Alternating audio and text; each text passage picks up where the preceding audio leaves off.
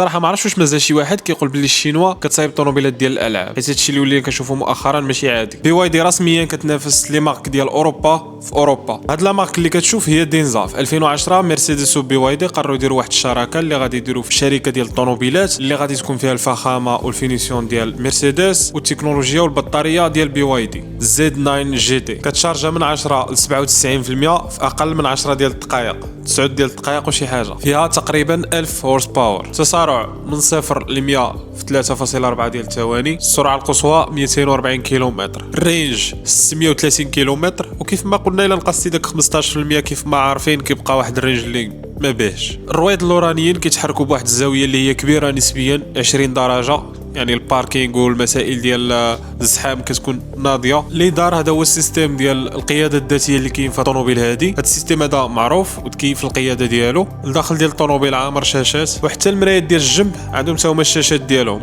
الشينوا دازوا من المرحله ديال التقليد للمرحله ديال الابتكار والابداع كاع. في 2021 مرسيدس ما بلاش البلان في هذه الشركه هذه وهي طيح النسبه ديالها ل 10%، ولكن حاليا غالبا غتكون ندمات على هذا القرار هذا، لان الشركه غاديه في واحد الطريق اللي ولات كتنافس مرسيدس وبي ام كيف ما قلنا وفي اوروبا.